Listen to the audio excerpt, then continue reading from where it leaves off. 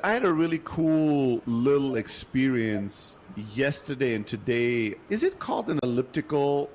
What is the elliptical the thing that you also like you move with the legs but also with the hands? It's Yeah, kind of a funny thing. yeah, That's right. That's the elliptical. yeah. So I've had back pain Uh-huh. these last couple of days, so I didn't go to Muay Thai training and I didn't do any weight training, but I did the elliptical because it's sort of the grandma's version of you're safe here. Like there's Yeah. literally nothing on the joints, nothing really It's that can my happen. exercise machine of choice. That's why I said it. It does. I know it does look goofy. I always am like, I should run a treadmill. It looks so much cooler. But I know that you like it. That's why I called it the grandmother's thing because part of you is a little grandmother. Anyways, I'm on the elliptical, and my whole goal, because I do feel lower back pain, is I'm going extra smooth and slow, and I'm not doing the super intense level. And I'm thinking, let me listen to some audiobook. And I've listened now through 2 C.G. Jung books. And then I tried to listen to there was 3 audiobooks that I could get about Jung on Audible. And the third one was like in his own words. It's basically a bunch of lectures or interviews, I think. And that was both entertaining, but also hard to follow and not that compelling. So I listened to a little bit of that. And then I switched to another IFS book, another internal family system book. Dude, I'm like, you're into it, huh? I'm within a month from now, I will have read all the available books on the topic. Okay. That's just, but this is so me. This is so me. If I get into something, I consume all of it. Like just everything that's out there, I'll consume it. And then I know, right? And then I can move on with life. But there's a little audiobook that I downloaded, basically an online course from the founder of IFS. And so I'm doing the elliptical and I'm listening to him explaining. Now I've heard like 4,000 times the explanation of what IFS is. Like in every book that I read, it just starts with explaining what it is and all that. So he does all that, and I'm like, whatever. I'm not even paying attention. I'm in my own little world. And then he does an exercise. And he goes, all right, close your eyes and relax and just... And as I'm on this elliptical, the great thing about the elliptical is that it's one of the few things in a gym you can do with closed eyes and you're still safe. There's no place to go. You can't fall. Nothing really can happen. So as I'm on the elliptical, I'm like, starting to sweat a little bit. I'm like, all right, I'll close my eyes. I'll go along with this exercise. And he goes through this thing of just follow your intuition and notice if there's any place in your body, any sensation, any feeling, any thought, anything that stands out. And I did feel my jaw a little bit, my old friend. And so I'm all right. I'll go, I feel something in the jaw. I go back into my jaw and to that part of me. And then he goes through kind of an exercise. Feel into the feeling. Ask this question. Then see how that feels. Then ask that. Maybe. And he goes through it a whole sequence where he asks you these questions and is then quiet for you to play the scenario through in your own mind. And I have to say, 5 minutes into this, I'm 30 minutes on the elliptical, and I'm now sweating. I'm moving. I have my eyes closed, and I'm following this meditative therapeutic exercise. A couple minutes into it, it started to be kind of cool. I don't know. It was weirdly spiritual. And I got one interesting tidbit interacting with my inner critic, the critical part in me, where, I've told you in the last couple of weeks that part of me is not very verbal. Like I can't really have conversations with that part. That part is, the only thing I've heard from that part was none of your fucking business. Besides that, it's been almost like just clutched teeth and just not wanting to engage. And there was one moment on the elliptical where, I don't know what he said anymore exactly, but it came to me that my inner critic said something of the kind of, why are you so arrogant with me? Like, why do you think you don't need me and you already know everything I have to tell you? And that little moment, that split second, was a real revelation, because I was thinking, that is actually true. Like, everything that my inner critic is telling me is something that I think I already know and is not that helpful. There's like a part of me that thinks, I know I should have done more work today. I know I should have finished this and finished that. I know I could have. I know all this, but that's not helping.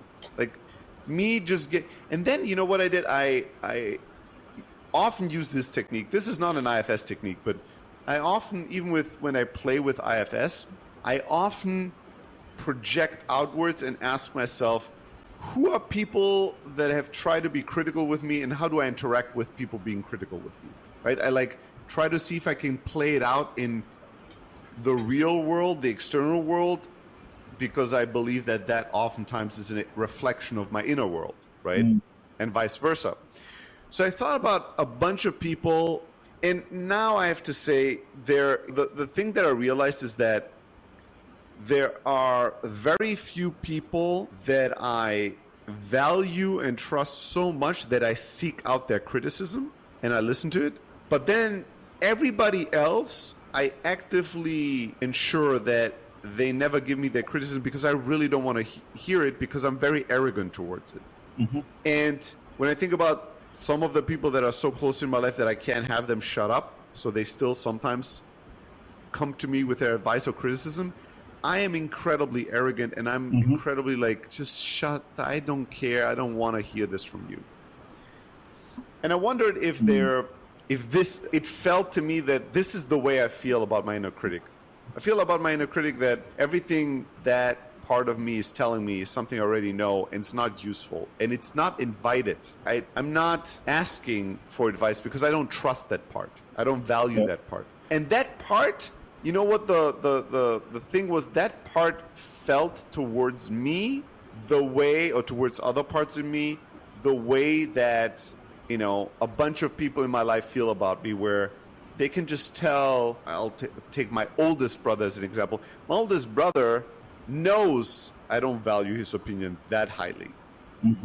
He would never say it. He would never say Stelly doesn't value my opinion because he's too confident. He would never say anything about how I value his opinion, which is everything you need to know about what he knows about my valuing his opinion.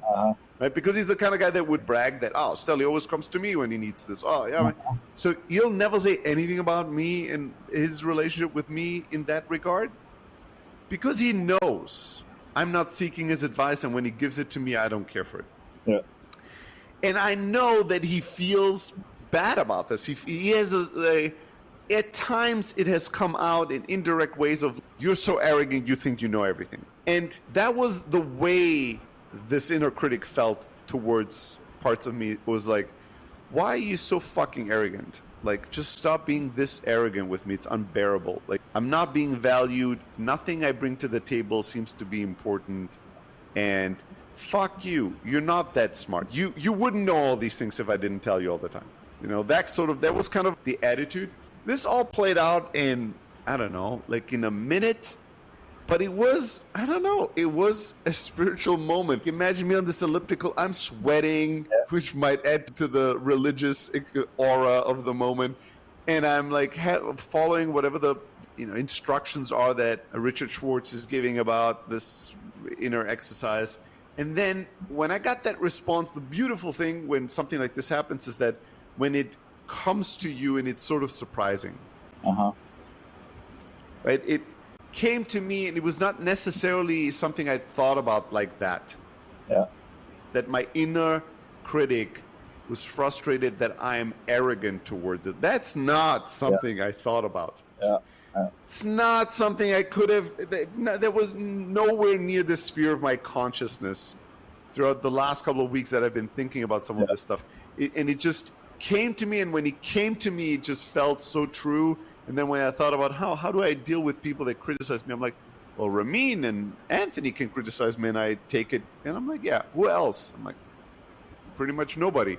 I'm like, how do I deal? Who else is giving me criticism, uninvited criticism? And then I thought a few people, and then I thought, oh yeah, I'm so arrogant, and I'm so like, without telling them everything in my body language, is telling them, shut the fuck up, you loser. I don't want to hear you. I'm like, okay, maybe this is my attitude towards my inner critic. It's kind of a cool moment. And then today, I knew I wanted to go and do another like 40-minute light workout on the elliptical. And then I thought, and then today I was like, I'm listening to the online course.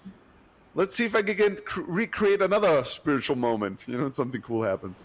Yeah. And I did, but in different ways. I didn't have that part of me talk to me again, or reveal something interesting. But I had a few other parts show up, and I don't know. I feel like IFS for me, the framing of that, I mean, I've started thinking about the multiplicity of my personalities, and it really started with Warrior King, Magician, Lover, that book. Really, that book and the metaphor of these four archetypes really started showing itself in many things in my life, right? And really started using that framework or those four archetypes a lot to understand certain conflicting parts of myself. And then it kind of went from there. But the IFS phase of my inner work is this very big room. And I'm still in the phase where I'm shining a light at different spots. And I go, oh, this is a living room. And then walk a little bit around the darkness. And then I shine another spot and go, ooh, there's a purple chair in here. Huh. And I'm still there. I don't have the whole picture. I'm not there yet, but I have looked and seen interesting things, and it has generated interesting ideas in me.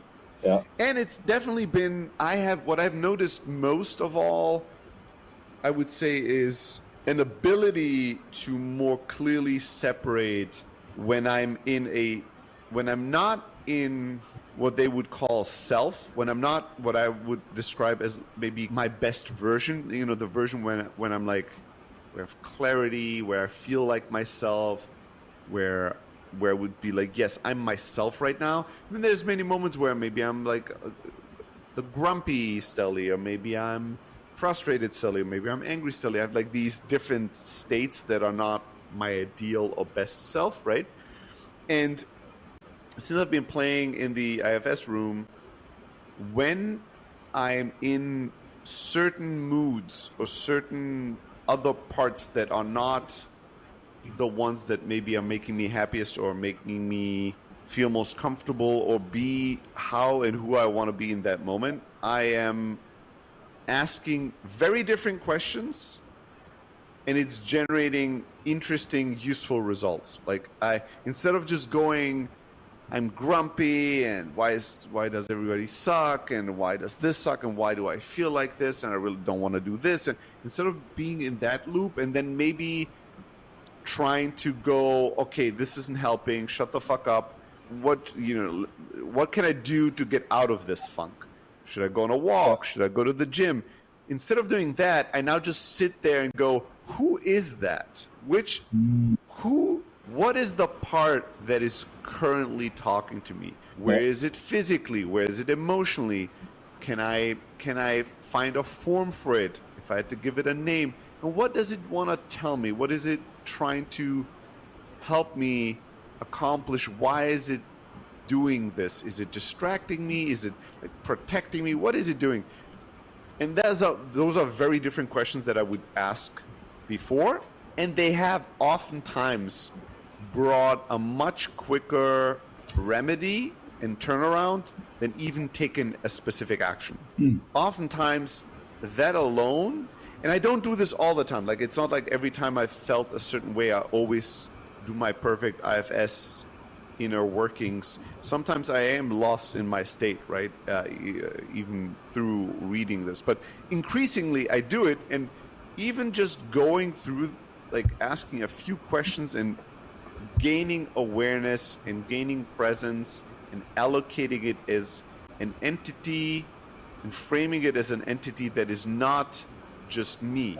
It's a part in me that is doing something right now. That alone oftentimes takes something that's on a level 8 from 1 to 10, and just within the first couple of minutes of asking a few questions, without even wanting to reduce it, just goes down to 4. I instantly, it almost like is that part, the moment I give that part attention, it relaxes a little bit. It's just like, oh, okay, we're getting attention. Okay, we can relax. We don't have to be this loud and this extreme because we are being looked at right now. You know, it just instantly just goes, just in, from an intensity point of view, just there's relief just by asking a few questions, which is super interesting. Like, just very, very interesting. But I'm still so early. I'm still don't have the full picture. I don't know the entire village. These last 3 days, every day I've met new parts of me where I was like, another part?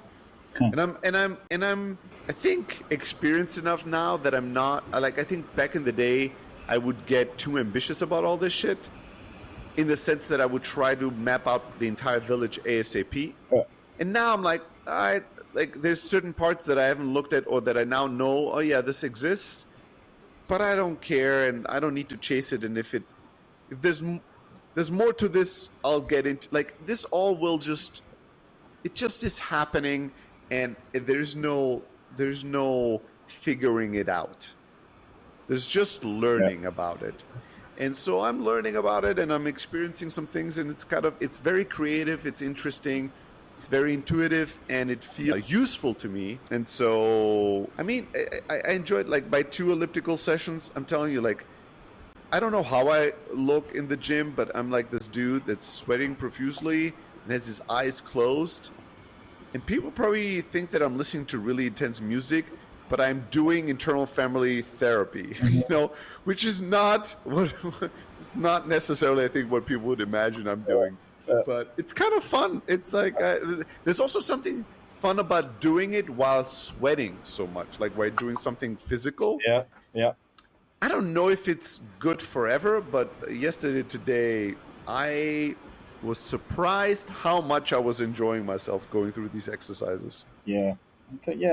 I get the whole working through internal things on the elliptical, because it's one of the things I like about it, that it's such a mindless, dumb thing that you can put that on autopilot and just kind of regulate what intensity you want, and then you can do something in your mind that's taking your full focus. Yeah, let's see.